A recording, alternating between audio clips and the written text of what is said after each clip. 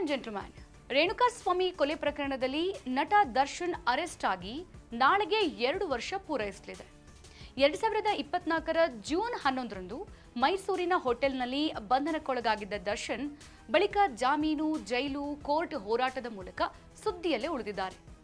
ಇದೀಗ ದರ್ಶನ್ ಬಂಧನಕ್ಕೆ 2 ವರ್ಷ ತುಂಬುತ್ತಾ ಇರುವ ಬೆನ್ನಲ್ಲೇ ಸಹಚರರಿಗೆ ಹೈಕೋರ್ಟ್ ರಿಲೀಫ್ ಸಿಕ್ಕಿದ್ದು, ವಿಜಯಲಕ್ಷ್ಮಿಗೆ ಸೋಷಿಯಲ್ ಮೀಡಿಯಾ ಕಾಟ ಕೂಡ ಮುಂದುವರೆದಿದೆ. ಈ ಬಗ್ಗೆ ಕಂಪ್ಲೀಟ್ ಡೀಟೇಲ್ಸ್ ಇಲ್ಲಿದೆ. ವೀಕ್ಷಕರೇ, ನೆಲ ಜಲ ಭಾಷೆಗಾಗಿ ಪ್ರಾಮಾಣಿಕ ಪತ್ರಿಕೋದ್ಯಮ ನೀವು ನೋಡ್ತಾ ಇದ್ದೀರಾ ಫೋಕಸ್ ಟಿವಿ. ನಾನು ವಿದ್ಯಾ.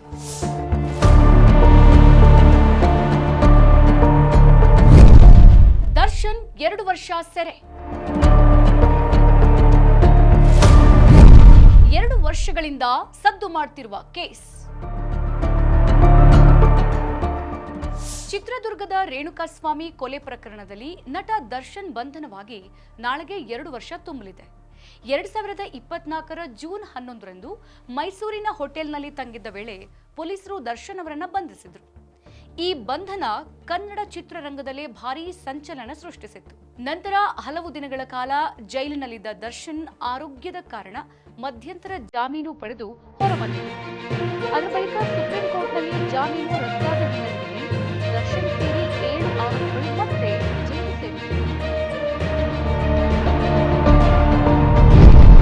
ದರ್ಶನ್ ಸಹಚರರಿಗೆ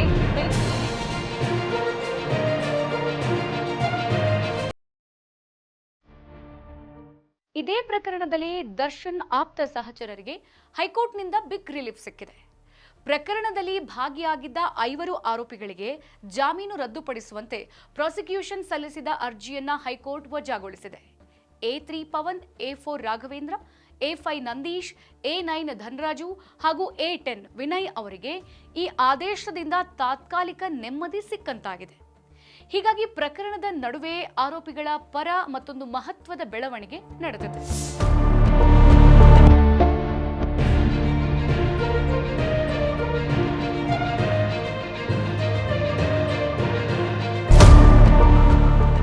ಇತ್ತ ದರ್ಶನ್ ಪತ್ನಿ ವಿಜಯಲಕ್ಷ್ಮಿಗೆ ಸೋಷಿಯಲ್ ಮೀಡಿಯಾದಲ್ಲಿ ಕಿಡಿಗೇಡಿಗಳ ಕಾಟ ಮತ್ತೆ ಮುಂದುವರೆದಿದೆ. ಇತ್ತೀಚೆಗೆ ವಿಜಯಲಕ್ಷ್ಮಿ ಸಿನಿಮಾ ವೀಕ್ಷಣೆಗೆ ತೆರಳಿದ್ದ ವಿಡಿಯೋವೊಂದು ಸಾಮಾಜಿಕ ಜಾಲತಾಣಗಳಲ್ಲಿ ವೈರಲ್ ಆಗಿತ್ತು. ಈ ವಿಡಿಯೋಗೆ ಕೆಲ ನೆಟ್ಟಿಗರು ಅಸಭ್ಯ ಹಾಗೂ ಅವಹೇಳನಕಾರಿ ಕಾಮೆಂಟ್ಗಳನ್ನು ಮಾಡಿದ್ದು, ವಿಜಯಲಕ್ಷ್ಮಿ ವಿರುದ್ಧ ನಿಂದನಾತ್ಮಕವಾಗಿ ಪ್ರತಿಕ್ರಿಯಿಸಿದ್ದಾರೆ.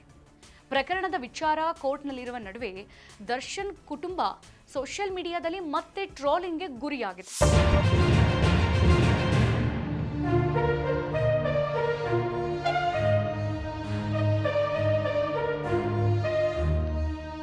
ರೇಣುಕಾಸ್ವಾಮಿ ಕೊಲೆ ಪ್ರಕರಣದ ತನಿಖೆ, ಆರೋಪ ಪಟ್ಟಿ, ಜಾಮೀನು ಅರ್ಜಿಗಳು ಹಾಗೂ ಕಾನೂನು ಹೋರಾಟದ ಮೂಲಕ ಕಳೆದ 2 ವರ್ಷಗಳಿಂದ ಈ ಪ್ರಕರಣ ನಿರಂತರವಾಗಿ ಸುದ್ದಿಯಲ್ಲಿದೆ. ದರ್ಶನ್ ಅಭಿಮಾನಿಗಳು ಮತ್ತು ವಿರೋಧಿಗಳ ನಡುವೆ ಈ ವಿಚಾರ ಚರ್ಚೆಗೆ ಕಾರಣವಾಗಿದ್ದು, ಪ್ರಕರಣದ ಮುಂದಿನ ವಿಚಾರಣೆಗಳತ್ತ ಎಲ್ಲರ ಚಿತ್ತ ನೆಟ್ಟಿದೆ.